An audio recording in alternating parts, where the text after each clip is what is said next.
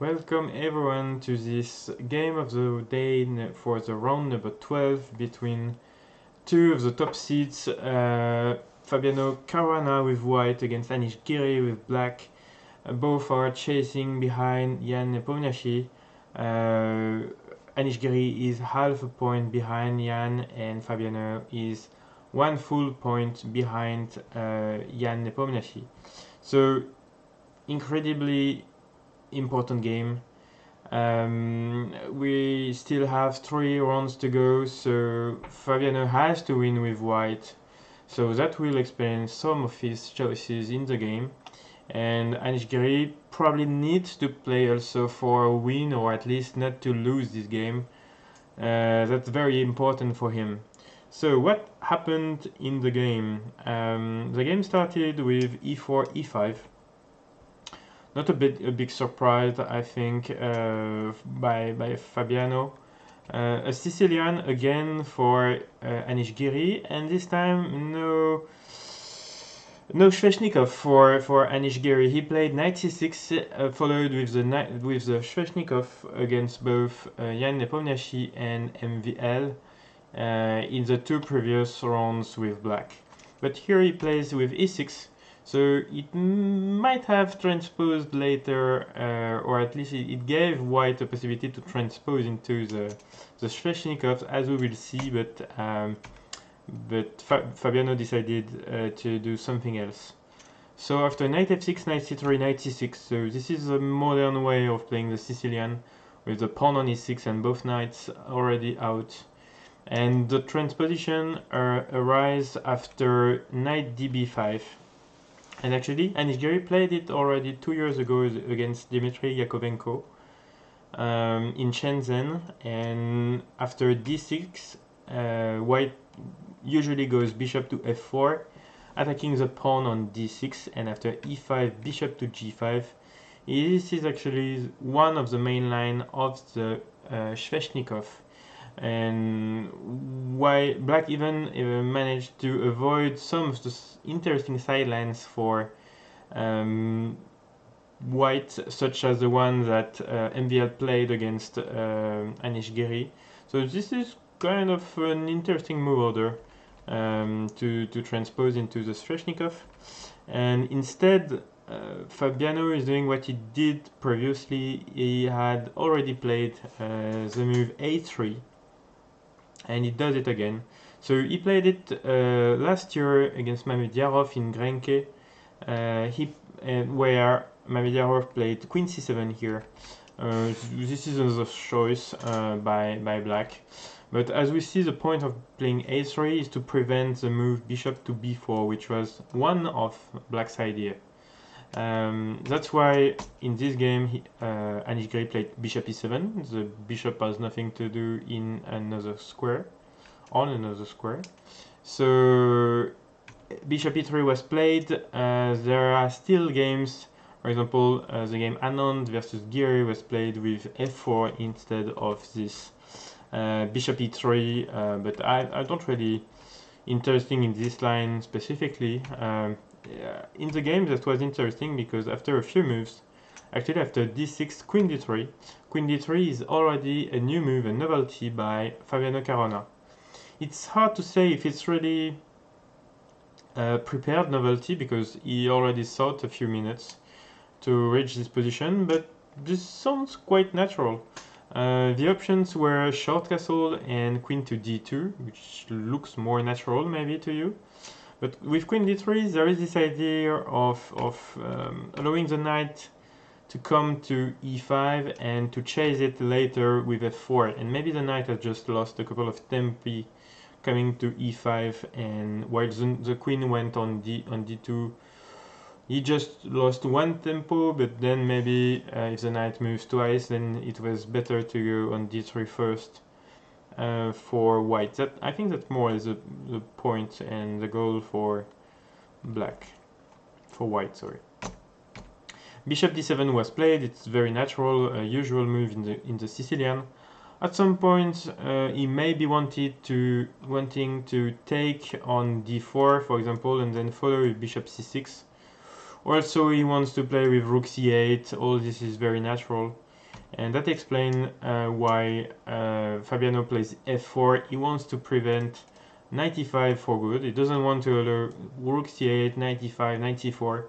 It would be kind of a problem for him. So f4 was played. And e5. Immediately reacting on the center. He doesn't want to allow white to make progress on the center, so he immediately reacts. And Fabiano took on c6, b takes c6, bringing another pawn toward the center and opening the b file. And this particular thing of opening the b file makes a long castle very hard to play. While previously it may look like the most natural way to castle, in that case, after rook b8, I'm really worried about white king on c1. For example, after takes on e5 and rook f1, queen a5 is possible. There are some ideas with bishop takes a3, or maybe even simpler, rook d8 with some ideas on this file. I clearly prefer black's attack. Of course, white is not lost. He has some chances. He can, for example, trade queens on a6 with queen a6 here. But still, black can't be worse in that case, or in that kind of position. So long castle was more natural to me. Black took on f4. So now the square on e5 is weakened. You have the possibility with black to bring at some point a knight on e5, and this is going to be a very important thing for the rest of the game. But in the meantime, white opened the f file and he has some pressure there, so that's his idea. He is willing to get the initiative on the king side while black is enjoying the best, let's say, the best positional side. But dynamically, white is better, positionally, black is better. That is more or less what is in this position. Black plays bishop to e6, so just centralizing the pieces, queen g3, and knight d7. That's the point. The bishop wants to reach maybe f6 at some point, and the knight wants to come on one of these squares. It was doing nothing on f6, so he just get his piece to other dark squares.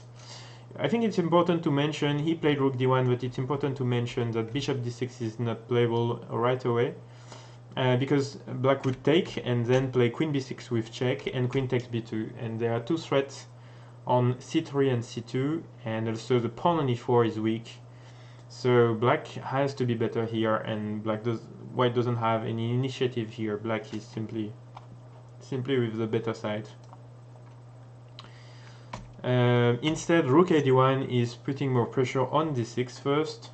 He played rook to e8, and after king h1, preventing any check, queen b8 occurred in the game. So he's more or less protecting the pawn on d6, but he's also attacking the one on b2 immediately. So here b4 was played, but apparently b3 might be stronger. It's hard to say because the variation is quite hard to understand for white. For example, after knight e5 to cover the pawn on d6, which is no longer under attack, then something like bishop h5 and knight to e2, and white is willing to bring the knight back to d4. There might be some kind of threats at some point with the knight coming to d4 and then f5. But still, black is solid. But white is having some pressure on this pawn on f7, and some ideas with bishop h6 at some point. Let's say white is at least slightly better. Instead, b4 occurred in the game, and with the idea of playing b5 on the next move. This makes some sense, of course, but I think it more or less gives black more ideas than he had previously. The point of b5 is that if black takes on d5, then bishop takes, rook to c8, and knight to d5. This is a way not to lose a piece, because c3 was attacked, and if c3 moves, then the bishop on b5 is hanging. so you can't really move anywhere with the knight. You need to keep the protection of the bishop. But if you come to d5, you're also attacking the bishop on e7, and if black takes, rook takes, defending the bishop. And for example, after rook takes c2, there is a super important move, bishop a4, and after rook moves somewhere, rook takes e5 with a winning position for white, because black can't take back because there is a mating threat on g7, and also there is a queen which is hanging on g8. So there are two threats, and it's too much for black. Black is lost. So after b5, instead, he simply protects the pawn with rook c8, and he activates. This is the point. He activates the rook on this file, where white may have some problems at some point because the knight and the pawn are both hanging on this file. B takes e6 and knight d5 followed. And after queen f8, I think in many games, in many other tournament games, Fabiano Caruana would have settled for a draw. After, for example, he can take on e7, queen takes, and then take everything on e5, bishop takes, d takes, queen takes. So he gives up the pawn on c2, and after bishop g4, black is virtually slightly better due to the slightly better pawn structure. The pawn on e4 is weak and isolated, but it's not enough for an advantage. There are not enough pawns and not enough pressure on white for white to be really worse. So I think it would have been easy for white to hold the draw here. So if he wanted to make a draw, he could take on e7. Instead, I think the tournament situation makes Fabiano Caruana forced to play for a win, and that is probably why he played c3.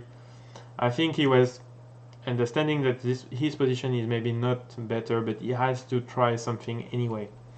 He can't make a draw and see Jan Nepomniachtchi keep an extra point. So I feel like he was forced to play, but he wouldn't have done it necessarily in other tournament games.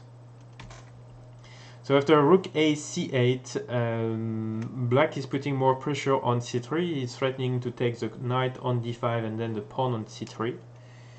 Rook c1 was played, and knight g6 occurred, chasing the bishop away. Bishop to d2, bishop h4, chasing the queen, and now he's improving all his pieces with black. He's playing rook to c5, he's attacking the knight on d5, c4 was played to protect it, and h6 happened, intending to play with bishop g5.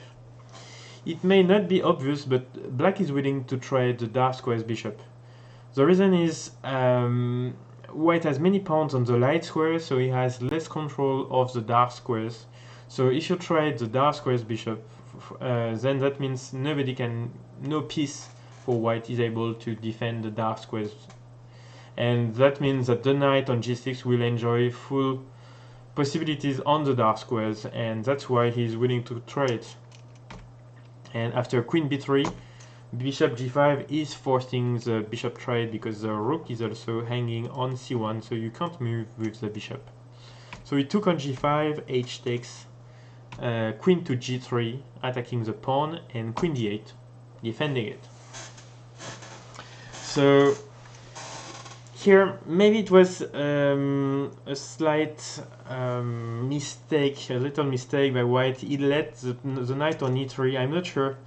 It feels to me that it's easier to play for black if you leave me the possibility of taking on d5, what Fabiano did. Instead, I thought maybe knight e3 was the best. Even here, of course, white is worse. For example, h3, knight f4, bishop f3. But he has chances to hold, and maybe the knight can become a strong piece in the next moves. Maybe come here, or come back at some point, or come back here. I don't know, I feel there is more pressure on black than earlier. Instead, he played rook d1 to just move the rook away. And bishop takes d5, I feel it's a strong move. E takes d5, and knight to f4. The knight had the two squares. Black could have played also queen e7, followed with knight e5. It's protecting everything, and it also attacks the pawn on c4, so good pressure for black. Instead he played knight f4. It's a good move as well. Knight f4 coming on this square, attacking the bishop on e2. Queen f2, rook 8, c7. He's bringing the queen into play. He's attacking the bishop now. So you have to do something with the bishop, that when you move it, then you lose the pawn on c4. It seems that all this was under control by white, because he's also winning the pawn on a3, on a7, so it's still balanced from a material point of view. But after rook a4, then the pawn on a3 is about to fall. And here probably he missed his last chance for a draw. He should have played queen c7. And that is not an easy move, because the point is not of taking immediately on d6. If black takes immediately on d6, there is a strong rook takes f3 move. And you're not able to take back with the rook due to the mate on the back rank. And if you take back with the pawn, then you're going to get mated as well with queen e2, with many threats on g2, f1, f3. So white can do one check and then he can only resign. There is no way to defend everything here. So this would be winning for black. But instead there is a strong move. There is a move h2, h4, both attacking g5, so gaining a tempo against g5, and also giving white the possibility of having king to h2 there. So there is no longer threats of rook takes f3, because the rook would take back and white is more or less fine. I checked g takes x4, but then there is queen takes d6 attacking both the knight and the rook. Rook a4 to protect everything, but queen c5. And this position is complicated because now the pawn on d6 is a good counterplay for white. Black is in trouble with this pawn on d6 coming. And it's not clear that there is really enough play for a win on the king side. So it's probably still slightly better for black, but it's really more dangerous now that the pawn is on d6. So this move, queen c7 followed with h4, was extremely strong and the only way to more or less keep the balance of the game. Instead, Fabiano Caruana played queen f2, which is the losing move of this game. After this move, Anish Giri is going to play extremely well.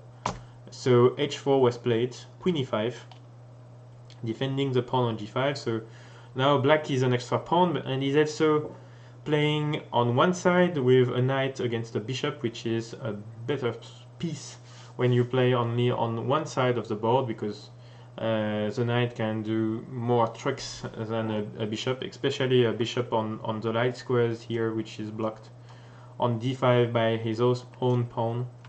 So there is not much you can do with white. There are so many threats on g2. The king on h1 is quite weak, and as we will see, white is going to lose quite quickly. He played rook a8 to prevent rook to e8. Bishop e4 was played, and Anish Giri played rook to a2. This is a good move. It didn't do much because there was a move repetition, but still this is a very nice move. It's impossible to take with white due to queen h4 check, and takes on e1 with check as well, and takes on e4, and an extra piece and pawn for black. So taking on a2 is impossible, but he played rook b1 with this mating threat, so that made Anish Giri come back to a8. So we are after move 40, so Anish Giri has all the time he wants.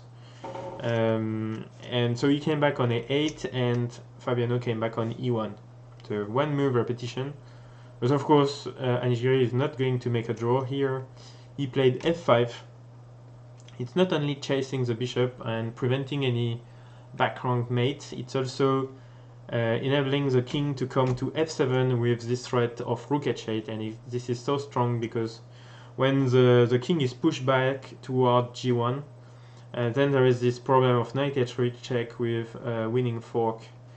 That's why he played rook e3 to prevent this possibility of knight h3. And among black winning moves, he played with knight takes g2. It's impossible to take the knight because the rook on e3 is hanging, and Fabiano Caruana eventually resigned here. I simply checked rook to g3, but there is a strong queen c1, and you can't take on g2 with the king because this is mate in 1 on h1. And if you play the only other move, queen to f1, then rook h1 is also winning. This time it's winning the queen and the game. So of course Fabiano saw it, so he resigned. He has no move here. The rook is under attack, he can't take the knight. If it moves the rook somewhere, the knight is going to move, and this is at least 2 extra pawns for black, and the king on g1 is basically lost in the next few moves, so no chance, and resigned by Fabiano Caruana. Such an impressive game by Anish Giri. He managed to beat with blacks the world number 2. He is with 4 out of 5 since the tournament started again last week, so he's really in a rush, and he's now only still half a point behind Jan Nepomniachtchi, because Jan also won with black against Wang Gao. So clearly the two are in the lead, and MVL still has a chance for the qualifications for the World Championship if he manages to beat Jan Nepomniachtchi on Monday with black. This is quite unlikely to happen, but still there are chances. He has black, he has to do something, so he can be a trouble for Jan Nepomniachtchi. So let's see how the end of the tournament goes, but definitely Anish Giri is in it with his incredible performance. So the 2 last rounds will be decisive for this candidates tournament. See you on Monday.